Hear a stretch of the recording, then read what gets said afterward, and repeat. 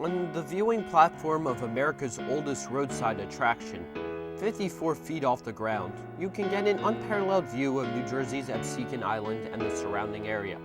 Weighing in at over 90 tons and over 65 feet tall, she is Lucy the Elephant. Her legacy is the result of one man's attempt at selling a lot of sandy real estate. A developer from Philadelphia, James Lafferty, tried to combine the popularity of Atlantic City, aka America's Playground, with the fame of Jumbo the Elephant, P.T. Barnum's star. He was attempting to sell his properties in the area south of Atlantic City. The designs for his Elephant Bazaar included an Indian flair, the howdah. It was a carriage used by people to ride elephants, and it allowed Lafferty's customers to see his properties. In 1881, shipbuilders constructed the Elephant Building for a total estimated cost of $38,000. When Lafferty's business struggled in 1887, the Gertsen family purchased the unique structure.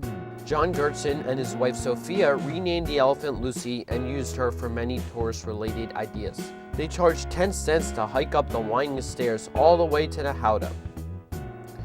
In 1884, a second and third Lafferty Elephant were built.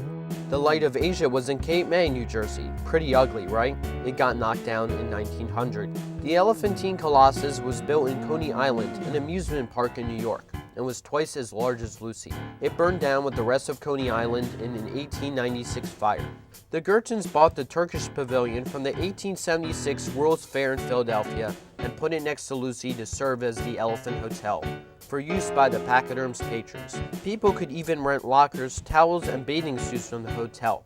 Weird, huh?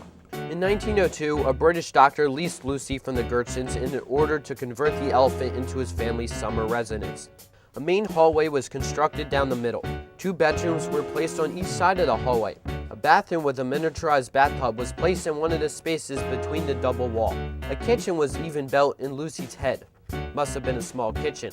In the fall of 1902, the Pachyderm catered to many as a bar. The threat of lanterns toppled over by drunkards ended this endeavor in 1904.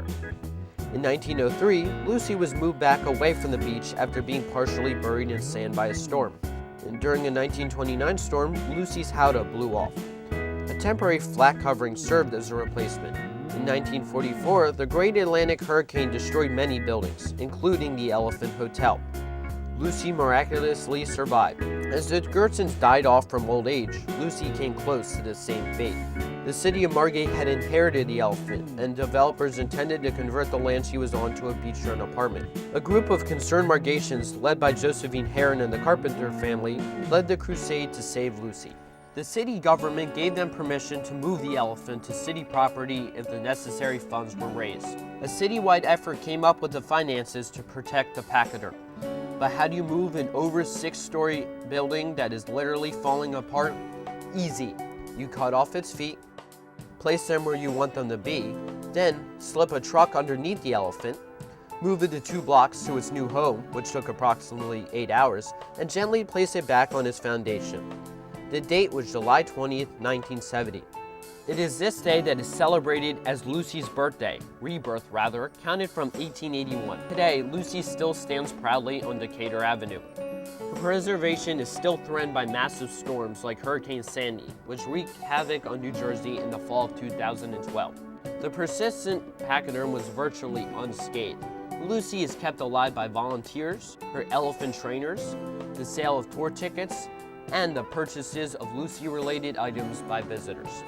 The Save Lucy Committee, which saved the elephant in 1970, still owns and operates her today. We hope to be here for a long time.